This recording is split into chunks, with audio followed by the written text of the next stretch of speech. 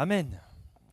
Voilà donc, comme convenu, on va parler ce matin du retour du Seigneur, puisque lors de nos études bibliques du vendredi, on a étudié pendant plusieurs mois, on a étudié le retour du Seigneur. On a vu pas mal, alors on ne peut même pas dire qu'on a vu des détails, hein, c'est un survol parce qu'il y a tellement de choses à dire, mais on a vu, c'est vrai, les points principaux. Et je crois que c'est une étude qui est très importante pour l'Église. Alors je suis bien conscient que tout le monde ne pouvait pas être là les vendredis pour étudier ce thème, mais j'ai quand même eu à cœur de partager ce matin un résumé, un aperçu finalement des choses à venir, de ce qui va se produire à l'avenir. Et on verra les points les plus importants. Vous allez voir, en tout cas ceux qui ont suivi l'étude, vous verrez qu'il y a beaucoup de choses que je ne peux pas dire, sinon ça prendrait des jours et des jours. Mais on va voir en tout cas les points les plus importants, les thèmes les plus essentiels.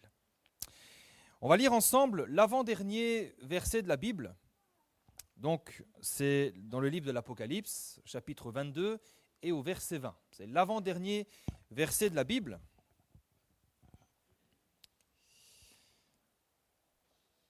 Apocalypse, chapitre 22, verset 20. Bon, c'est pas trop difficile à trouver, je pense. C'est la conclusion, finalement, donc, de ce livre de l'Apocalypse. Ce livre, donc, je vous rappelle, l'Apocalypse, ça veut dire révélation. Et donc c'est le point final de la révélation, il est écrit « Celui qui atteste ces choses », donc la personne du Seigneur dit « Oui, je viens bientôt. Amen, viens Seigneur Jésus. » Amen, amen, gloire à Dieu.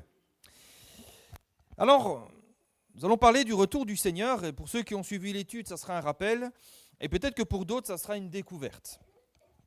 Nous allons commencer par voir, premièrement, c'est quoi le retour du Seigneur ? Qu'est-ce qu'on entend par le retour de Jésus ? Jésus revient, ça veut dire quoi ? On va voir ça. Ensuite, on verra pourquoi le retour du Seigneur est important. Nous parlerons ensuite de l'enlèvement de l'Église, de la grande tribulation, de la bataille d'Armageddon, et enfin, nous terminerons par le millénium et le jugement dernier. Si c'est la première fois que vous entendez parler de ces choses, ne vous inquiétez pas, on va décortiquer ça un petit peu, mais c'est quelque part le schéma de ce qui va se passer dans le temps de la fin. Alors, c'est quoi le retour du Seigneur ? Quand on dit Jésus revient, on parle de quoi ? Eh bien, quand on parle du retour du Seigneur, nous ne parlons pas d'un événement précis, mais plutôt d'une succession d'événements. C'est-à-dire des phénomènes qui vont se succéder les uns après les autres. On peut donc décomposer le retour du Seigneur en plusieurs étapes, en 4 étapes. La première étape, c'est l'enlèvement de l'Église. Le retour du Seigneur commence par là. L'Église est enlevée. La deuxième étape, c'est la grande tribulation qui se termine par la bataille d'Armageddon. La troisième étape, c'est le millénium, donc c'est le retour physique de Jésus sur la terre avec l'Église pour un règne de 1000 ans. Et enfin, la quatrième étape, c'est le jugement dernier qui sera suivi de l'entrée dans notre demeure éternelle. Quand on parle donc du retour du Seigneur, on ne parle pas seulement de l'enlèvement de l'Église. On ne parle pas seulement de quand Jésus va venir physiquement sur la terre. Le retour du Seigneur fait référence à toute une chronologie d'événements qui vont se succéder, qui sont prévus de toute éternité par Dieu, qui vont arriver, qui vont se succéder et qui vont mettre un terme à l'histoire de l'humanité telle que nous la connaissons aujourd'hui. Ce qui veut dire que quand le retour de Jésus viendra, le monde et notre société, telle que nous les connaissons aujourd'hui, ne seront plus jamais pareilles. Ça va marquer un tournant radical et définitif pour l'humanité. C'est ça le retour du Seigneur. Alors maintenant, pourquoi en parler ? Pourquoi en parler ? Eh bien, et là je m'adresse principalement à l'Église, c'est simplement parce que le retour du Seigneur, c'est finalement notre seule espérance. Quelle est notre espérance ce matin ?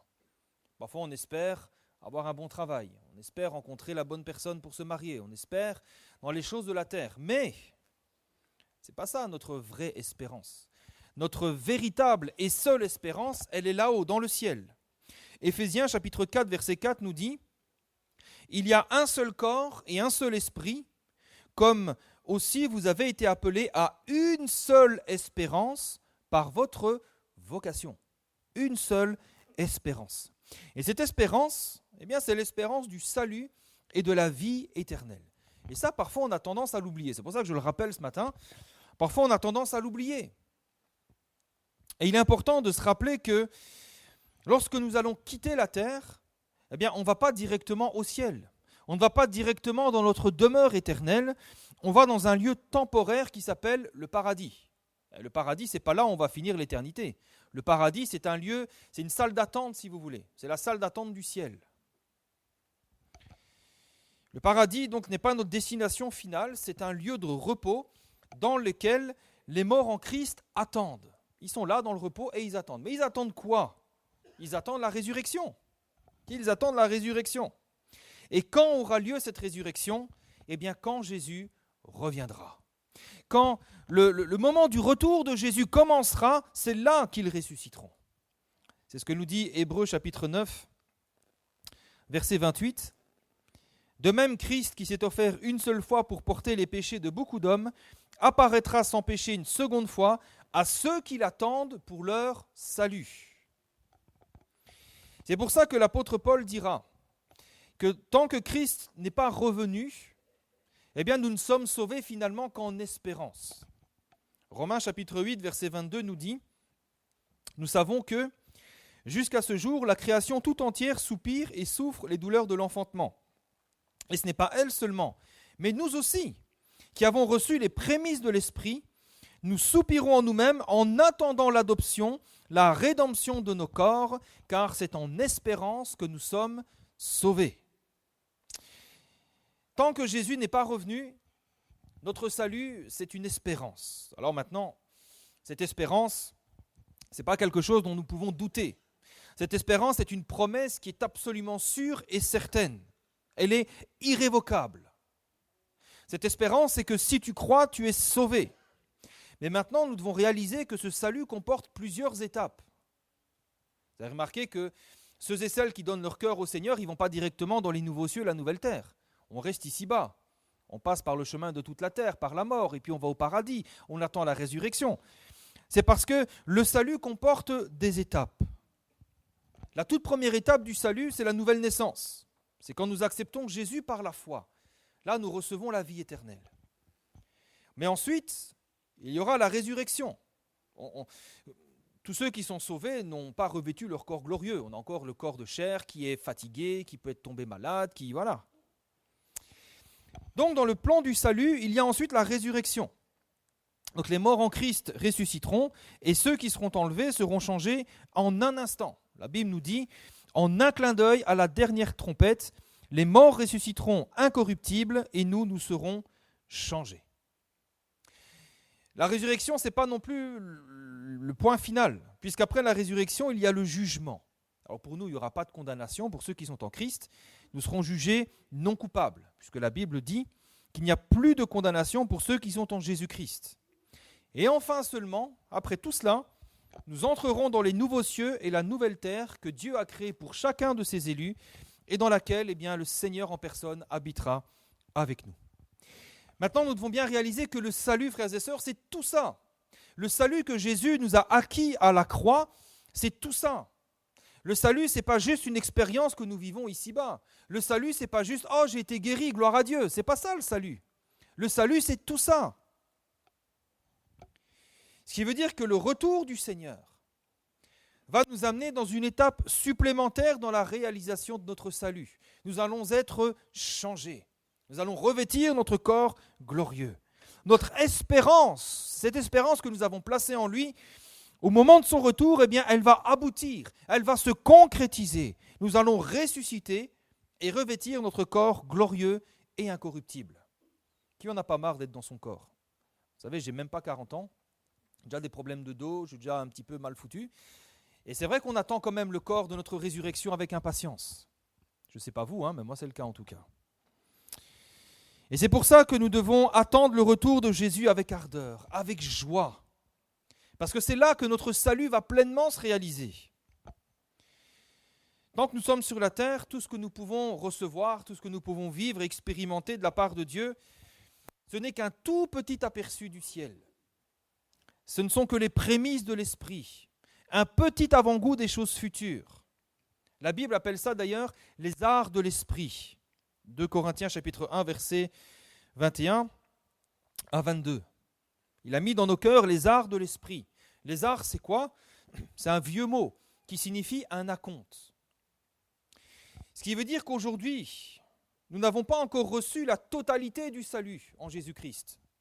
Nous avons simplement reçu un petit acompte. Alors, je ne sais pas si vous imaginez déjà rien que cet acompte, ce qu'il nous procure comme joie et comme bonheur. Combien ce petit acompte de la part du Seigneur nous comble. Alors, comment ça sera quand nous recevrons la totalité du salut? Eh bien, le retour du Seigneur, c'est ce moment où enfin nous allons recevoir la plénitude de Dieu. Voilà pourquoi c'est important de parler du retour du Seigneur. Maintenant, le retour du Seigneur va commencer par la première étape qui est l'enlèvement de l'Église. Alors, comment ça va se passer? Eh bien, 1 Thessaloniciens chapitre 4, verset 15, on va lire ensemble.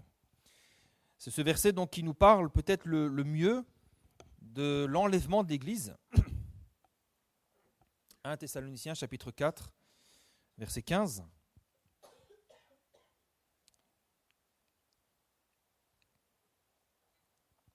Voici en effet ce que nous déclarons d'après la parole du Seigneur. Nous, les vivants, restés pour l'avènement du Seigneur, nous ne devancerons pas ceux qui sont décédés. Car le Seigneur lui-même, à un signal donné, à la voix d'un archange et au son de la trompette de Dieu, descendra du ciel et les morts en Christ ressusciteront premièrement. Donc tous ceux qui sont dans le paradis, ils vont ressusciter, ils ont la priorité. Ensuite, nous les vivants, qui serons restés sur la terre, nous serons tous ensemble enlevés avec eux sur des nuées à la rencontre du Seigneur dans les airs, et ainsi nous serons toujours avec le Seigneur. Amen. Voilà comment ça va se passer. Premièrement, eh bien, les morts en Christ, tous ceux qui sont dans le paradis vont ressusciter, et ensuite, tous ceux qui seront restés ici sur la terre, eh bien, seront enlevés avec le Seigneur. Et Jésus en a parlé, il va dire, de 2 hommes qui seront dans les champs, un sera enlevé, un restera. Et c'est comme ça que ça va se passer. Je pense que ça va en bouleverser plus d'un, de se dire, mais enfin, où est-il passé? Que s'est-il passé? Malheureusement, nous serons enlevés, mais tous ceux qui n'auront pas cru dans le Seigneur, eh bien, ils resteront sur la terre pour la grande tribulation. Maintenant, on a déjà prêché sur ces choses-là. Il y a quand même, tant que nous sommes sur la terre, il y a quand même des signes qui avertissent que Jésus revient et que l'Église va être enlevée. Le Seigneur ne va pas venir comme ça sans nous avertir. Il y a des signes. Et parmi ces signes, eh bien, l'Évangile doit être prêché à toutes les nations. Aujourd'hui, la Bible est un des livres, sinon pas le livre le plus traduit. Il est traduit dans des centaines de langues différentes. Il est prêché à des centaines d'ethnies différentes. Il est écrit que l'apostasie se répandra avant le retour du Seigneur, avant que Jésus revienne. L'apostasie se répandra et c'est ce que nous voyons aujourd'hui. Vous savez, souvent l'apostasie, j'ai une petite parenthèse là-dessus, on pense que l'apostasie, vous savez, l'apostasie c'est l'abandon de la foi. Et on pense que l'apostasie c'est quoi? On imagine que c'est les églises qui se vident. Il n'y a plus personne qui vient le dimanche, il n'y a plus personne qui prie, plus personne ne se soucie du Seigneur. Mais ce n'est pas vraiment ça. Oui, c'est une forme d'apostasie. Mais je crois que l'apostasie que nous vivons en ce moment est bien pire. Cette apostasie, c'est l'abandon de la foi véritable au bénéfice d'une copie.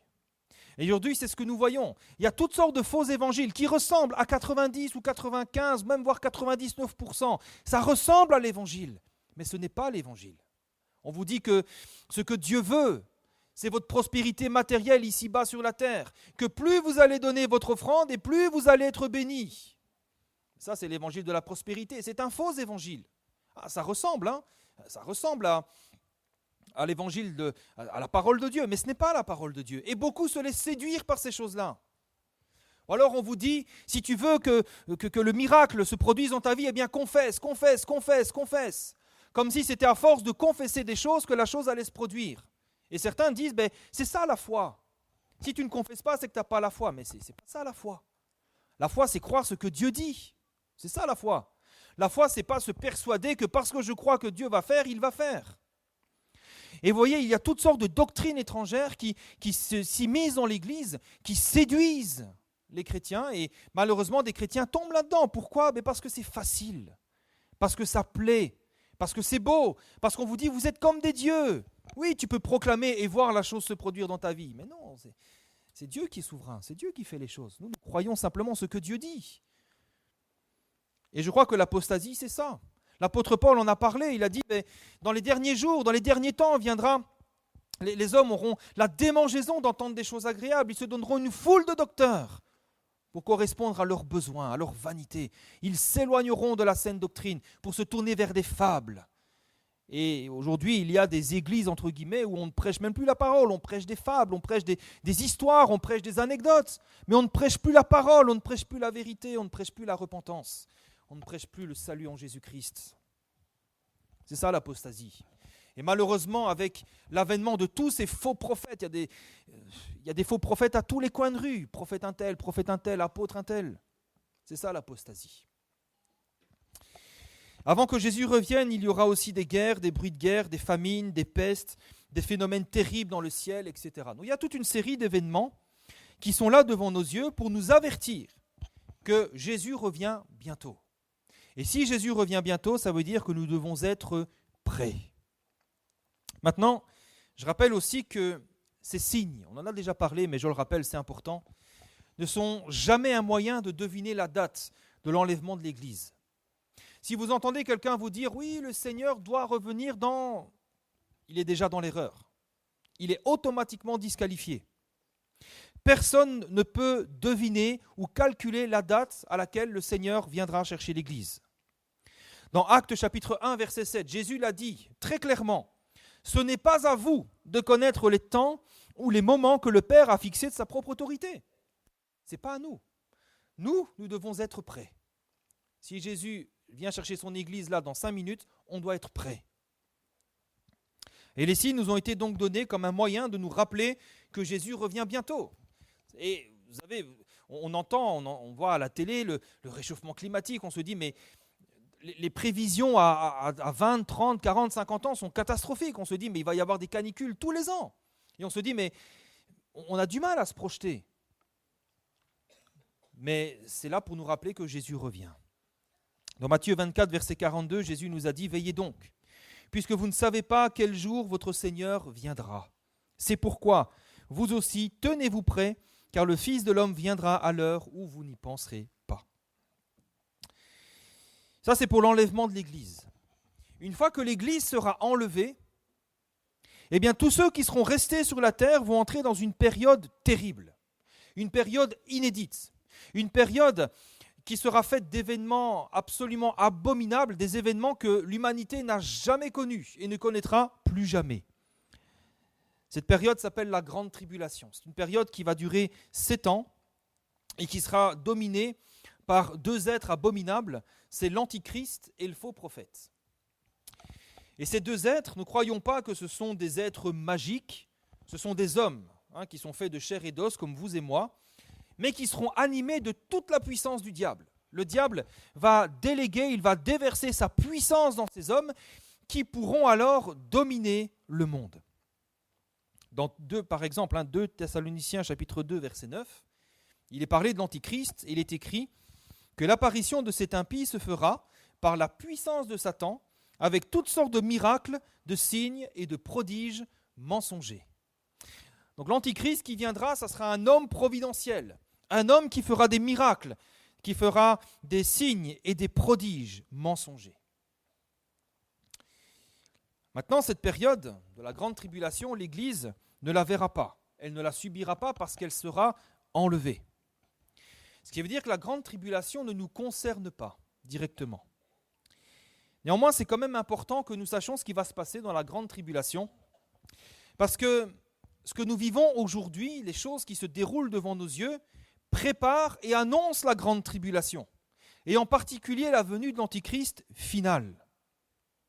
Ne croyons pas, vous savez, que quand la grande tribulation viendra, subitement l'Antichrist va se lever, il va dominer la terre et les nations. Ce sont des choses qui sont en train de se préparer lentement depuis des siècles et des siècles. Ce n'est pas quelque chose qui va se faire brutalement, mais quelque chose qui va se faire lentement. Et d'ailleurs, pour les plus anciens d'entre nous, vous avez certainement remarqué que le monde a bien changé en quelques dizaines d'années. Vous avez remarqué, hein? Je ne suis pas très vieux, mais moi, il y a des choses déjà à mon époque, des choses qu'on n'imaginait même pas pensables, qui aujourd'hui sont devenues normales et même un peu banales. Des choses qui, autrefois, scandalisaient. Aujourd'hui, on a l'impression que les gens sont insensibles et trouvent ça normal. Et ça, voyez-vous, c'est ce que la Bible appelle l'esprit de l'Antichrist.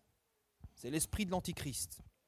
1 Jean chapitre 4, verset 3 nous dit « Tout esprit qui ne se déclare pas publiquement pour Jésus n'est pas de Dieu, c'est celui de l'Antichrist dont vous avez appris la venue et qui maintenant est déjà dans le monde. » Au temps de l'apôtre Jean, quand il a écrit cet épître, l'esprit de l'Antichrist était déjà dans le monde. Et petit à petit, il était en train de mettre les choses en place.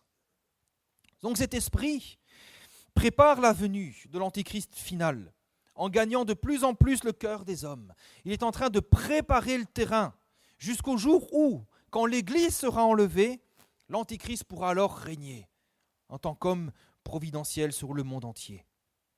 Et d'ailleurs, nous le voyons aujourd'hui, beaucoup sont ceux qui attendent un homme providentiel, un homme qui sera capable de gouverner et d'apporter la paix, la prospérité et la stabilité dans le monde entier. Le monde est très instable, hein. Il y a des guerres, il y a la situation économique est tendue, il y a des crises, etc. Et le monde attend un homme providentiel. Et donc, en ce moment même, eh bien, l'esprit de l'Antichrist agit et prépare la venue de l'Antichrist final. Et nous le voyons déjà agir devant nos yeux. Je vais vous donner quelques exemples. Premièrement, l'Antichrist, quand il viendra dans la grande tribulation, il établira un gouvernement mondial. Il sera le chef du monde.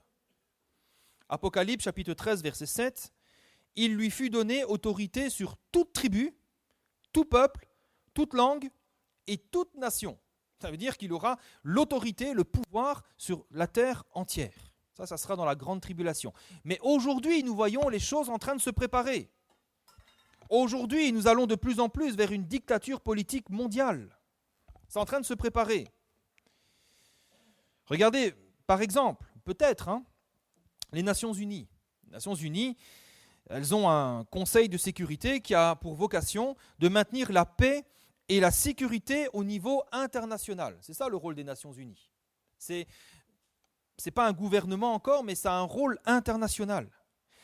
Ces Nations Unies ont un conseil de sécurité donc, qui peut prendre des mesures contraignantes pour imposer des sanctions économiques, par exemple, ou utiliser la force militaire pour résoudre des problèmes un petit peu partout dans le monde.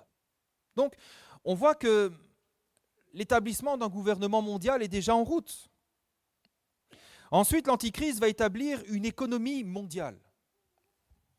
Dans Apocalypse chapitre 13, verset 16, il est écrit donc qu'elle fit que tous, petits et grands, riches et pauvres, libres et esclaves, reçoivent une marque sur leur main droite ou sur leur front, et que personne ne puisse acheter ni vendre. On parle bien du commerce.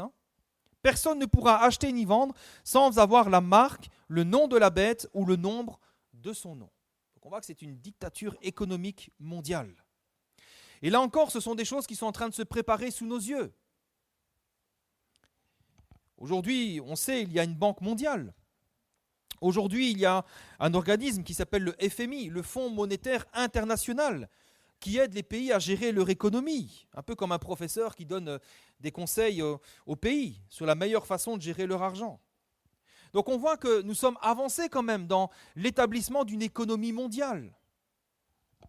Et puis, ce n'est pas tout, puisque l'Antichrist établira aussi une seule religion. Dans Apocalypse, chapitre 13, verset 8, il est écrit que tous les habitants de la terre l'adoreront. Donc il viendra un petit peu comme l'ultime prophète, le faux prophète, il sera là, et c'est lui que la terre entière adorera. Et c'est ce que nous voyons aujourd'hui. Il y a un phénomène qui s'appelle l'œcuménisme, qui est récent, qui date d'il y a quelques dizaines d'années, et qui est une tentative de rassembler toutes les religions en une seule, en disant, eh bien, de toute façon, nous adorons le même Dieu. On voit toutes ces choses, et il y en a bien d'autres encore, eh bien, elles sont là, devant nos yeux. C'est en train de s'accomplir, et ça prépare le terrain à l'établissement de l'Antichrist final et de sa dictature mondial.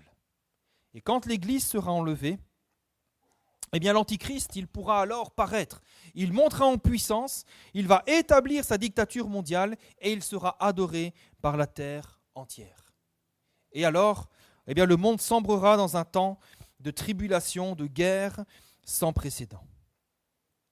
Donc, nous sommes là aujourd'hui, il y a l'enlèvement de l'Église, il y a la grande tribulation qui va durer 7 ans. Et au terme de ces 7 ans, eh bien, cette grande tribulation va se terminer par une bataille qui porte un nom, c'est la bataille d'Armageddon.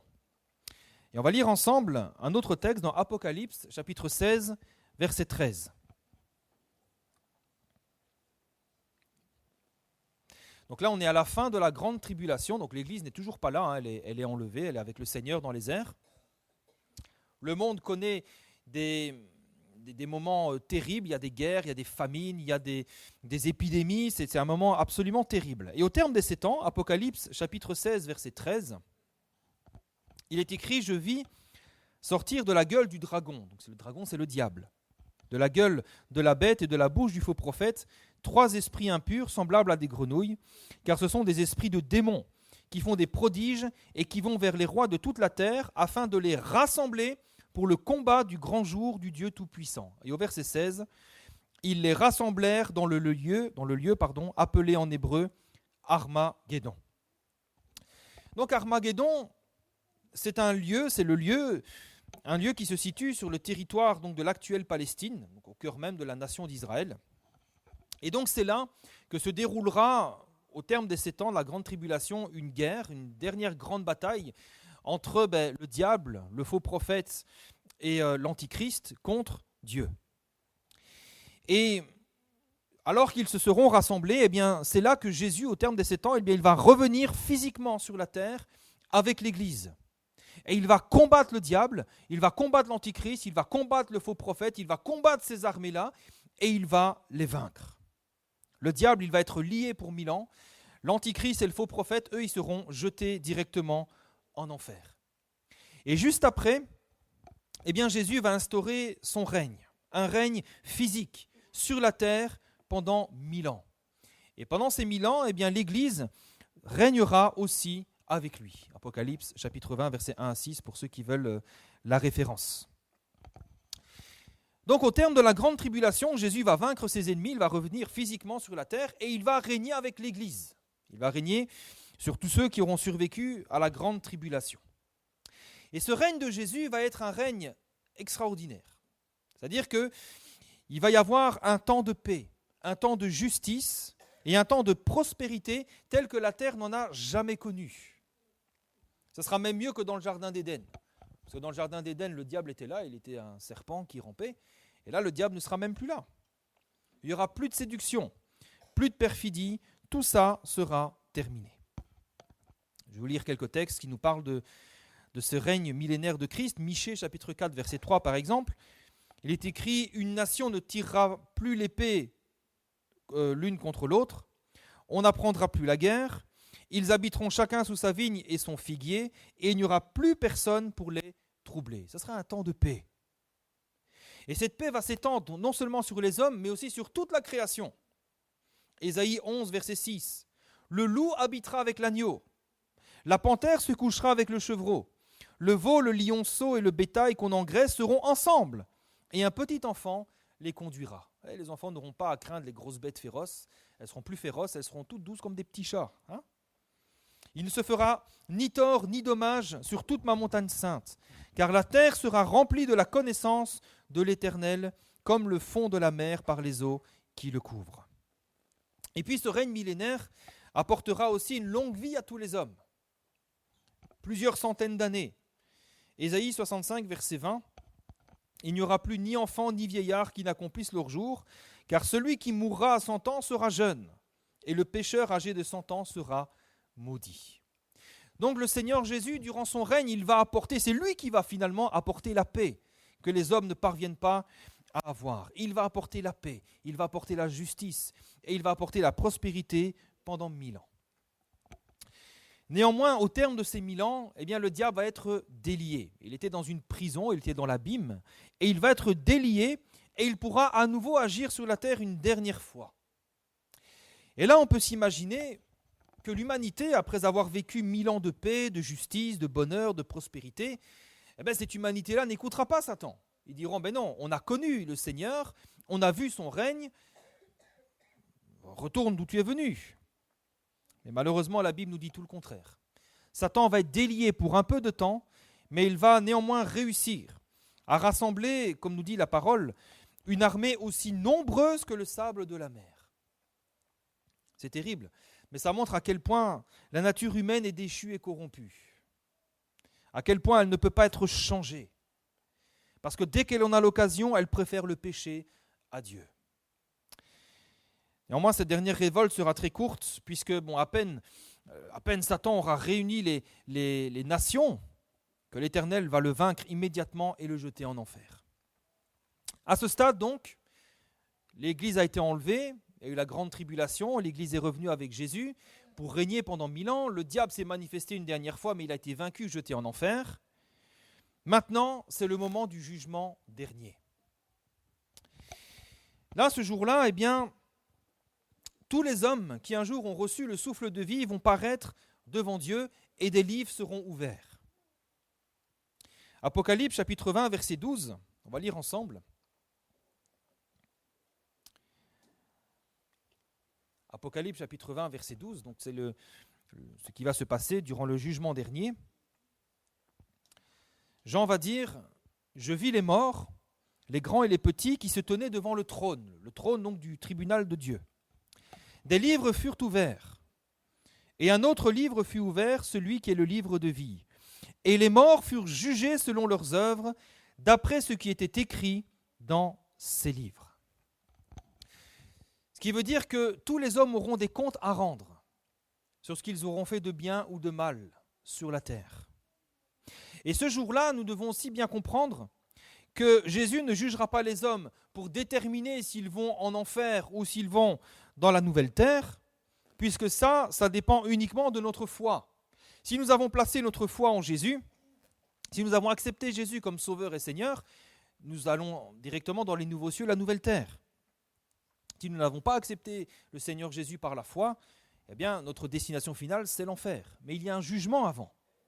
Et ce jugement, il a pour but de déterminer quel degré, quelle qualité de récompense ou de punition les hommes méritent en fonction de leurs œuvres. Par exemple, prenez un homme comme Hitler, qui a agi comme un précurseur de l'Antichrist. Ceux qui sont venus à l'étude biblique le savent, on l'a vu aussi, il a vraiment agi, il avait tous les traits d'un précurseur de l'Antichrist. Il sera jugé plus sévèrement, s'il ne s'est pas repenti, il sera jugé plus sévèrement, et il recevra un châtiment plus terrible qu'un homme qui peut-être n'a pas cru dans le Seigneur, mais n'a jamais volé ni tué. Alors bien entendu, les deux sont coupables de péché, les deux iront en enfer, mais avec des degrés de souffrance très différents. Et c'est la même chose pour nous les croyants.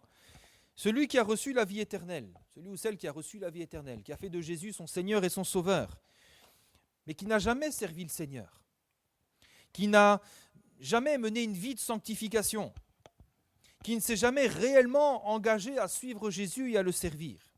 Oui, il est sauvé. Oui, il va entrer dans les nouveaux cieux et la nouvelle terre. Mais peut-être qu'il recevra une toute petite récompense, voire même rien du tout. Alors que celui qui a reçu la vie éternelle, qui a consacré à suivre Jésus, qui a consacré sa vie à se sanctifier, à suivre le Seigneur, à souffrir pour Christ, celui-là ou celle-là, sa récompense sera très grande. Et ne croyons pas que pour ça, il faut être un Pierre, un Paul, un Jacques ou un Jean. Tout ce qu'il faut faire, c'est faire ce que le Seigneur nous demande de faire. C'est d'être un bon et fidèle serviteur. Pour certains, c'est prêcher la parole. Pour d'autres, c'est nettoyer la salle. Pour d'autres encore, c'est faire des visites. Pour d'autres encore, c'est prier à la maison pour les âmes, etc. Tout ce qui compte, c'est de faire ce que le Seigneur nous demande de faire. Et si nous le faisons, notre récompense sera grande. Au jour du jugement dernier, Jésus exercera une justice absolument parfaite. Ce qui veut dire que personne ne pourra se plaindre, personne ne pourra se contester avec lui ce jour-là. Il n'y aura pas de bureau de réclamation, personne ne pourra faire appel du jugement de Dieu, personne ne pourra même discuter. Et ce juste jugement du Seigneur sera pour nous tous un grand sujet de joie. Vous avez remarqué qu'ici-bas, il y a beaucoup d'injustice, il y a beaucoup d'inégalités. C'est parfois révoltant de voir des malfaiteurs. On sait qu'ils ont commis des fautes, on sait qu'ils ont fait des méfaits, mais parce qu'ils ont peut-être eu un bon avocat ou parce qu'ils ont des bonnes relations, parfois ils arrivent à passer à travers les mailles du filet. Et d'autres, alors parce qu'ils sont innocents, ils n'ont rien fait, eh bien ils sont parfois condamnés à tort. Mais soyons rassurés, frères et sœurs, parce qu'au jour du jugement dernier, Jésus exercera une justice absolument parfaite. Les hommes seront jugés selon leurs actions, pas selon leur statut, pas selon les relations qu'ils ont les uns avec les autres, mais selon la justice de Dieu, selon la parole de Dieu. Et c'est ce qui va nous procurer une immense joie, c'est que la justice de Dieu sera prononcée. C'est ce que nous dit Apocalypse chapitre 19, verset 1. Il est écrit après cela, après le jugement, « J'entendis dans le ciel comme la voix forte d'une foule nombreuse qui disait « Alléluia, le salut, la gloire et la puissance sont à notre Dieu, parce que ses jugements sont véritables et justes, car il a jugé la grande prostituée qui corrompait la terre par sa débauche, et il a vengé le sang de ses serviteurs en le redemandant de sa main. » Quelle joie de savoir qu'un jour, eh bien, tous les méfaits des hommes seront jugés. Dieu demandera des comptes. Personne ne pourra réchapper. La Bible nous dit que Dieu ne tient pas le coupable pour innocent. Personne ne sera tenu innocent s'il est coupable. Et donc, à l'issue de ce jugement, eh bien, les hommes entreront alors dans leur demeure éternelle. Nous, les croyants, eh bien, nous prendrons possession de la nouvelle terre et des nouveaux cieux, et nous vivrons éternellement avec le Seigneur dans la gloire, dans la paix et dans la joie. Et tous ceux dont le nom n'est pas inscrit dans le livre de vie, tous ceux qui n'auront pas cru au Seigneur, eh bien, eux, ils seront jetés en enfer. Ils seront jetés dans un lieu de tourment, un lieu de grande souffrance, de solitude et d'angoisse terrible.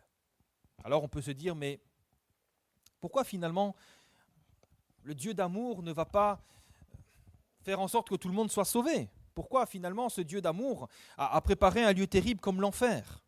Et on avait répondu à cette question, c'est très simple à comprendre. Pourquoi Dieu obligerait-il des hommes qui toute leur vie se sont opposés à lui et l'ont rejeté, pourquoi il leur imposerait de passer l'éternité avec lui? Si vous ne m'aimez pas, si vous n'avez pas envie de passer du temps avec moi, je ne vais pas vous obliger à rester avec moi, ça va être un supplice pour vous. Alors pourquoi Dieu ferait la même chose pour ceux qui ont renoncé à lui toute leur vie? C'est pour ça que l'enfer existe. Alors en conclusion, eh bien, nous comprenons que nous, les croyants, ceux qui sont en Jésus-Christ, eh bien, nous sommes ceux qui ont droit à la meilleure part. Nous avons droit à la meilleure part. Pour nous, à partir du jour où nous avons cru, eh bien, notre avenir est rayonnant. Même si nous souffrons un peu sur la terre, c'est incomparable, compte tenu de la gloire à venir. Nous ne verrons pas la grande tribulation, mais nous régnerons avec Christ sur la terre durant le millénium. Et ensuite, nous serons peut-être jugés, mais pas condamnés, et nous hériterons d'une nouvelle terre et de nouveaux cieux. Par contre, pour ceux qui ne croient pas, pour ceux qui refusent de croire en Jésus et de se soumettre à son amour et à sa grâce, eh bien, l'avenir s'annonce très sombre. La réalité du retour du Seigneur, et on en vient au point peut-être le plus important, nous montre que finalement, eh bien, la période la plus favorable pour le salut, c'est aujourd'hui. Parce que c'est aujourd'hui le temps de la grâce. Quand nous serons dans le temps de la grande tribulation, quand ces événements viendront, ça sera trop tard. Aujourd'hui encore, le pouvoir du diable est contenu. Le diable ne peut pas faire ce qu'il veut. Il est soumis au contrôle et à l'autorité de Dieu. Il reste sous contrôle. Et d'ailleurs, on le voit, on peut lui résister par la foi. Nous pouvons le chasser au nom de Jésus. Et le diable ne peut pas empêcher quelqu'un de croire en Jésus. Tous les hommes peuvent être sauvés aujourd'hui, recevoir la vie éternelle, simplement en plaçant leur foi dans le Seigneur. Et le diable ne peut pas les empêcher de faire ça. C'est pourquoi, frères et sœurs, comme aujourd'hui, c'est encore le jour du salut, l'Église ne doit pas perdre de temps et se soucier plus que jamais du sort des perdus. Oui, nous devons nous sanctifier. Oui, nous devons marcher en nouveauté de vie. Oui, nous devons nourrir notre espérance et louer le Seigneur. Mais nous devons plus que jamais nous soucier du sort des perdus. Parce que pour eux, il y a des choses absolument abominables qui vont se produire. Le jour du salut, le jour où les hommes peuvent échapper à l'enfer et recevoir la vie éternelle, eh bien c'est aujourd'hui, parce que demain il sera peut-être trop tard. Alors frères et sœurs et Église de Dieu, eh bien retenons cette leçon et allons prêcher la parole partout. Amen. Nous avons bientôt une campagne d'évangélisation à Bérive.